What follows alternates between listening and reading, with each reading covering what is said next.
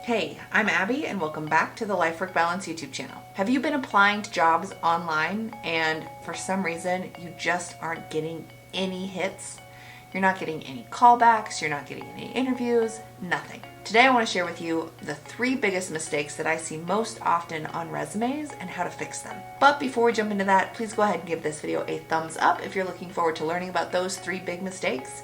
And if you haven't already, please go ahead and hit that subscribe button as well as the bell so that you can receive life work balance advice delivered directly to you every Sunday.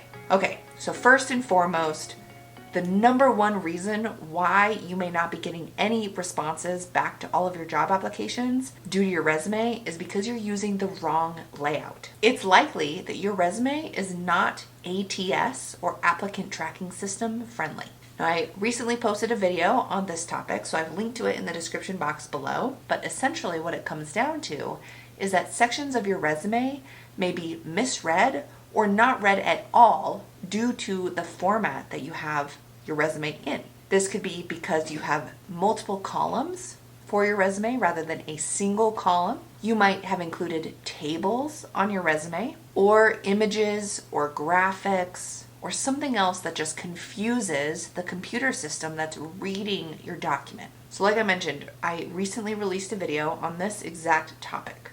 It's essential for your success applying to jobs, especially jobs that are online, that you have a single column resume. This is an ATS friendly resume, an applicant tracking system. Applicant tracking system is the computer that reads your application or your resume before human eyeballs set any sights on it. So you want to make sure that your resume is in an ATS friendly format. You want to keep your resume simple. Use Microsoft Word or Google Docs. Do not get fancy with Adobe or Canva or one of those other fancy graphic design programs. For your online applications, keep it simple, keep it boring. I've actually got a free master resume template that you can use for your resumes, and I've linked to that in the description box below as well.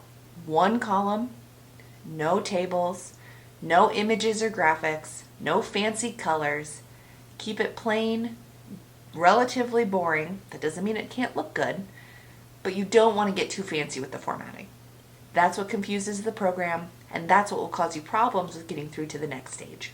The second mistake I see most often on resumes is generic content. You want to make sure that the content that you're including on your resume is specific to you and your experience and education. So an example of a generic statement on a resume would be, achieved excellent sales results. Listing that on your resume doesn't tell the reader anything. Achieved excellent sales results, what does excellent mean? What's sales, etc. Too generic, not enough information to tell the reader anything. So instead, you'd want to reword that type of bullet point like this. Earned the top spot in the company's 2022 national sales rankings by achieving 215% above annual sales target.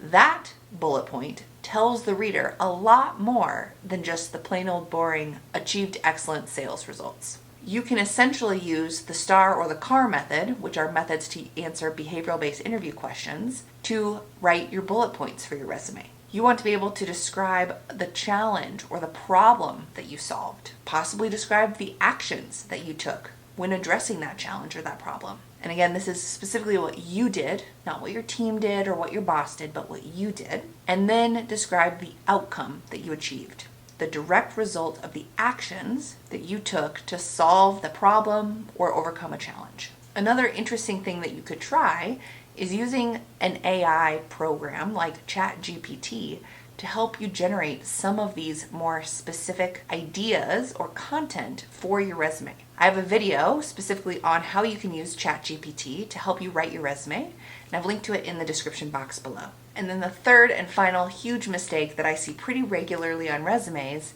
is not tailoring your resume. You want to ensure that you're tailoring your resume to the very specific role that you're applying to. Now, this doesn't mean that you have to recreate the wheel every single time, but you do want to make sure that you're using the keywords and phrases from the job description and the job posting directly in your resume so that not only the ATS picks up on those keywords and phrases, but also the reader, when it gets to a human, they start to recognize some of those similar keywords and phrases as well. By not submitting a curated, tailored resume, it shows one of two things. You either don't understand the role that you are applying to, and you don't understand the requirements, you don't understand the qualifications necessary to be successful in the role, or you're just downright lazy. And you don't want to communicate either of those things to a potential employer. You want to make sure that you're communicating that you are the best fit for the role, that you understand the role, the responsibilities, the knowledge, the skills, the abilities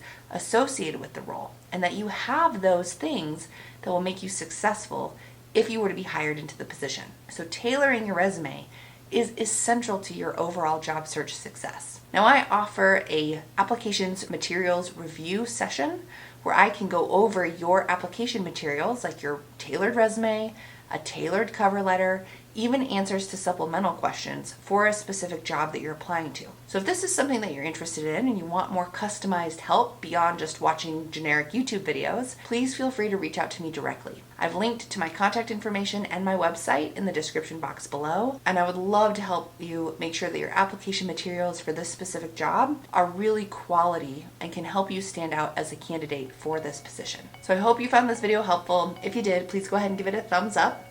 And if you have any questions, comments, thoughts, or ideas on these 3 typical mistakes that are found on resumes when it comes to applying to jobs, throw them in the comments box below. And if you haven't already, please go ahead and hit that subscribe button as well as the bell so that you can receive life-work balance advice delivered directly to you every Sunday. Thanks, and I'll see you next week.